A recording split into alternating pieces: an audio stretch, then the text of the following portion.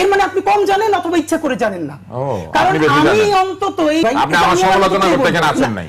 আমি আপনার সমালোচনা করতেও আসছি এবং আমি প্রশ্ন আপনি আমার সমালোচনা নিতে পারবেন না, আপনি আমার হাঁটুর বয়স দেখে করছেন না। শুনেন, আপনি করেন, আমি করি না, আমি সেইটার উত্তরটা দিতে পারি কিনা।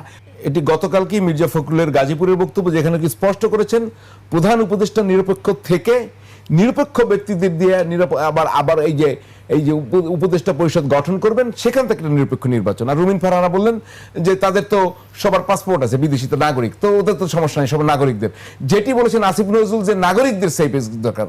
আরেকটি কথা আমি আর দেখানোর সময় নাই, যে এখন কিন্তু নাগরিকদেরই পাশে দাঁড়াতে গিয়েছিলেন কিনা সার্জিস আলম, এনসিপি নেতা, উনি কিন্তু নেস্কোর একটা ঘটনায় বলেছেন ওই কর্মকর্তার কলিজা ছিঁড়ে তিনি রাস্তায় ছুঁড়ে ফেলবেন। এই কলিজা ছেঁড়া থেকে যদি শুরু করতেন আমাদের সুবিধা হতো, অথবা তুষার ভাই শুরু করেন। দেখেন, প্রথম বিষয় হচ্ছে রাজনৈতিক নেতার রাজনৈতিক ভাষা থাকতে হবে। নেস্কো হচ্ছে ডিস্ট্রিবিউশন কোম্পানি, তারা বিদ্যুৎ ডিস্ট্রিবিউট করে, বিদ্যুৎ উৎপাদন করে কিন্তু পাওয়ার ডেভেলপমেন্ট বোর্ড। এবং কোথাও যদি বিদ্যুৎ চলে যায়, বিদ্যুৎ ইচ্ছাকৃতভাবে বন্ধ করা খুবই কঠিন, আপনি জানেন কিনা জানি না, তাহলে সিস্টেম ট্রিপ করে। বিদ্যুৎ গেলে অবশ্যই এটা স্বয়ংক্রিয়ভাবে যেতে হবে, অথবা লোড ম্যানেজমেন্টের জন্য করতে হবে।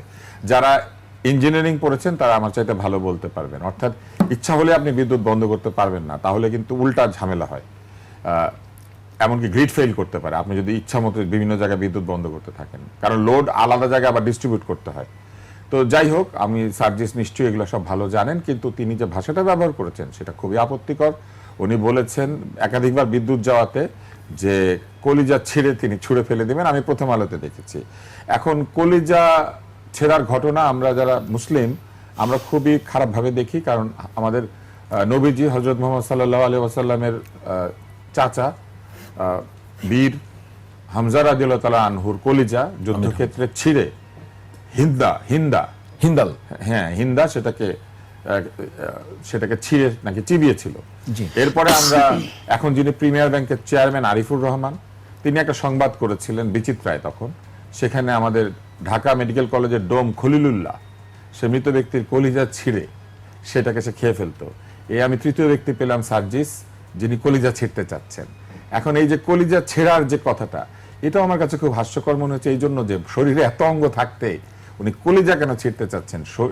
সাহস কলিজার মধ্যে থাকে, এটা একটা ভুল বাগধারা। কারণ একটু পরে ওনারা বলবেন হৃদয়ে সাহস নিয়ে বুক চিতিয়ে দাঁড়িয়ে গিয়েছে। কলিজা চিতিয়ে কেউ দাঁড়ায় না রে ভাই, দুই হাত যখন দুই দিকে ছড়ায় দেয় বুক চিতিয়ে দাঁড়ায়।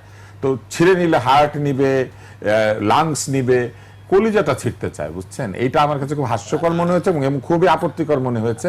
আমি বলবো যে যেহেতু সে একজন ভালো বিতার্কিক ছিল, অনেক সুন্দর সুন্দর বক্তৃতা দিয়েছে, আমি দেখেছি, অত্যন্ত আবেগ ঘন, তো এরকম বক্তৃতা যে দিতে পারে সে মানুষের কলিজা ছিঁড়বে, এটা আমি আশা করি না এরকম ভাষা ব্যবহার করা উচিত। জি, হাদিমের কাছ থেকে এইটাকে অল্প একটু শুনে আমরা মির্জা ফখরুলের বক্তব্যে যাব। জি, এখানে খুব বেশি বলবেন না। একটা হচ্ছে যে মানে ধরেন এটা তো রিটোরিক্স হিসেবে আমি মানে রিড করতে চাই। আপনি কলিজা ছেঁড়া তো বলছেন, কিন্তু আমরা কিন্তু আর অশ্লীল, আপনি তো আপনার ব্যাপারে আমি তো কথা আছে। বক্তব্য দিয়েছি, অশ্লীল বলা যাবে না, এটা খুবই আপত্তিকর শব্দ। অশ্লীল কথাটা খুবই আপেক্ষিক, কোনটা শ্লীল কোনটা অশ্লীল।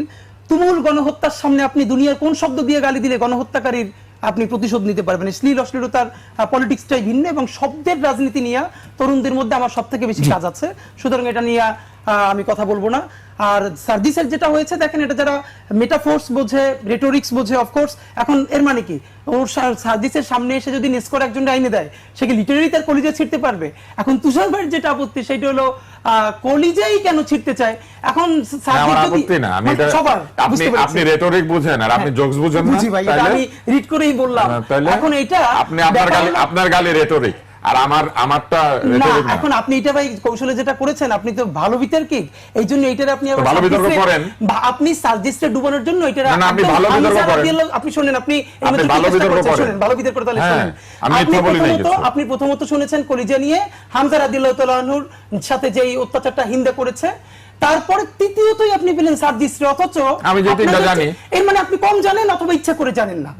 কারণ আমি অন্তত আমি তো আপনার হাঁটুর বয়সের বাচ্চা, সেই হিসাবে আমি অন্তত বহু পলিটিক্যাল রেটরিক শুনেছি কলিজা ছিঁড়ে ফেলা হবে। এর মানে কি এটা কি ভালো? আমি সেটা বলছি না, কিন্তু ফ্রেমিংটা হলো তুষার ভাইয়ের মতো বিদগ্ধ মানুষ যখন হামজা রাদিয়াল্লাহু তাআলা আনহুর সাথে যেটা ঘটেছে হিন্দা করেছে, এইটার সাথে যখন সার্জিসের বক্তব্য রিলেট করে দেখেন, আমি সার্জিসের বাইরে আপনি বক্তব্যটা ভালো না মন্দ সেটা বলেন। আমি সেটা বলতেছি ভাই, আপনি আমার সমালোচনা করতে কেন আসেন নাই?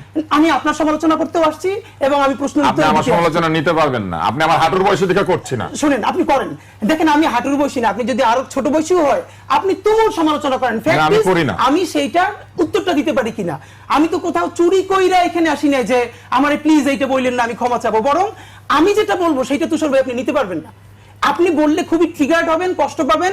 সিনিয়রদের সাথে এই কাদা ছড়াছড়ি আমরা করতে চাই না, এই জন্য আমরা বলি না। ফ্যাক্ট হলো সার্জিস যেটা বলেছে অবশ্যই সেটা ভুল বলেছে, সার্জিস সেজন্য ক্ষমা চাইবে কিনা সেটা আমরা সবাই বলবো, এবং এটা ভবিষ্যতে যেন না বলেন সেটা অবশ্যই আমরা বলবো, কারণ সেই তো অ্যাপ্রিসিয়েট করছে যে সার্জিস ভালো বিতর্ক করে, এবং অবশ্যই সার্জিসকে এর জন্য দুঃখ প্রকাশ করতে হবে। কিন্তু আমরা ফ্যাক্ট হলো যেটা যতখানি সিগনিফিকেন্ট তার থেকেও যদি সেটাকে আমরা ওইটার সাথে মিলিয়ে ফেলি তাহলে তো ওইটার সিগনিফিকেন্স হারাই যায়। বরং আমি আমার জায়গায় ফিরি, মির্জা ফখরুল ইসলাম আলমগীর সাহেব যেটা বলেছেন খুবই স্বাভাবিক, এটাই তো কথা যে না আসলে কি উপদেষ্টা পরিষদ পুনর্গঠনের জায়গাটা চলে এসেছে কিনা, কেননা যে উপদেষ্টা পরিষদ রয়েছে সেটাকে তিনি নিরপেক্ষ মনে করেন না, ক্লিয়ার। আপনি যদি খুব সংক্ষেপে দিতেন, বলে প্রধান উপদেষ্টাকে নিরপেক্ষ থাকতে হবে, তারও নিরপেক্ষ, আর উপদেষ্টা পরিষদ নিরপেক্ষ ব্যক্তিদের নিয়ে গঠন করতে হবে। দ্যাট মিনস এই উপদেষ্টা পরিষদ নিরপেক্ষ না, এটা ক্লিয়ার হয়ে গেছে। তাহলে কি উপদেষ্টা পরিষদ গঠন নতুন করে গঠনের ইঙ্গিত দিচ্ছেন কিনা, খুব সংক্ষেপে বলবেন। ব্যাপারটা হলো এর পরেও ধরেন এই যে উপদেষ্টা পরিষদটা, এখানে তো বিএনপি ইনপুট দিয়েছে, জামাত ইসলাম ইনপুট দিয়েছে, সবাই দিয়েছে, তাহলে পরবর্তী যেটা নিরপেক্ষ হবে, এই নিরপেক্ষ কথাটা তো খুবই ভেইগ, এটা কনক্রিট কিছু না। এখন ধরেন যেটাকে বিএনপি শতভাগ নিরপেক্ষ বলবে, জামাত বা এনসিপি কে সেটাকে আবার নিরপেক্ষ বলবে, মানে কার দৃষ্টিতে নিরপেক্ষ হতে হবে অথবা কার কাছে পরীক্ষা দিয়ে আপনি নিরপেক্ষ? দেখেন ব্যক্তির নিরপেক্ষ হওয়া দরকার না, নিরপেক্ষ হলো তার কাজটা। যে কোনো ব্যক্তি, তাহলে এই উপদেষ্টা পরিষদ ঠিক আছে না, এটা তো আমি বলছি না। এই উপদেষ্টা পরিষদের মধ্যে অনেক সমস্যা আছে, এবং আপনি যখন ইলেকশনে যাবেন, আপনি যখন ইলেকশনের রুটিন ওয়ার্ক শুরু করবেন, তখন কি এত উপদেষ্টা দরকার আছে? এতগুলো মন্ত্রণালয় ফাংশন করবে, তত্ত্বাবধায়কের মুখটা কি 10-12 জন দিয়ে তারপর সেটাকে কমিয়ে ইলেকশনকে ফোকাস করে, বাট সেজন্য তফসিলের যখন যাবে এটা তো করতে হবে। তুষার ভাইয়ের কাছে আসছি এই বিষয়ে, এবং আপনি যদি ওই বিষয়ে কথা বলতে চান আপনি বলতে পারেন। না, আমি কোনো বিষয়ে কথা বলতে চাই না। ফখরুল ইসলাম আলমগীরের প্রসঙ্গে এসেছেন, আমি সেটা বলবো। ফখরুল ইসলাম আলমগীর যেটা বলেছেন, ওনারা এই উপদেষ্টা মণ্ডলীর নিরপেক্ষতা নিয়ে এক ধরনের সন্দেহ প্রকাশ করেছেন এই বক্তৃতার ভিতর দিয়ে। আর রুমিন ফারহানা যেটা বলেছেন সেটা তো ফ্যাক্ট। আপনি যেহেতু ফ্যাক্ট চেক করেন, আপনি একদিন বলে দিয়েন ফ্যাক্ট চেক করে যে কার কার বিদেশি পাসপোর্ট আছে, কে কে বিদেশি নাগরিক আমাদের এখানে এসে আমাদের দেশের দণ্ডমুণ্ডের কর্তা হয়ে আমাদেরকে সেফ এক্সিট দিচ্ছে। যে কথাটা ফখরুল ইসলাম আলমগীর বলেছেন, এই অবস্থা তৈরি হয়েছে এই কারণে যে এই উপদেষ্টা মণ্ডলীর বিরুদ্ধে অভিযোগ উত্থাপন করেছে এই উপদেষ্টা মণ্ডলীর নিয়োগকর্তাদেরই একটা অংশ।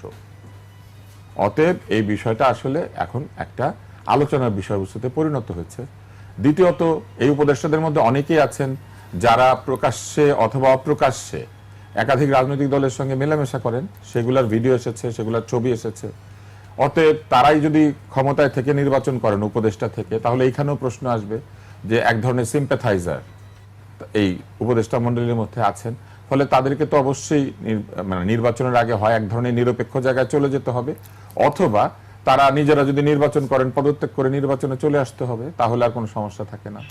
আরো একটি বিষয় আছে, সেটি হচ্ছে যে প্রধান উপদেষ্টা কি আসলে এই নিজের উপদেষ্টা মণ্ডলী নিজে তৈরি করেছিলেন? যদি তাই করে থাকেন তাহলে উনি ঠিকই বলেছেন যে প্রধান উপদেষ্টা আবার একটা উপদেষ্টা মণ্ডলী তৈরি করবেন। আর যদি তিনি না করে থাকেন, সকলে মিলে তৈরি করে থাকেন, তাহলে সবাই মিলেই একটা নতুন উপদেষ্টা মণ্ডলী তৈরি করতে হবে। ধন্যবাদ ডক্টর আব্দুল নূর তুষার, আপনাকে অসংখ্য ধন্যবাদ আসার জন্য। শরীফ ওসমান হাদী, আপনাকেও অসংখ্য ধন্যবাদ।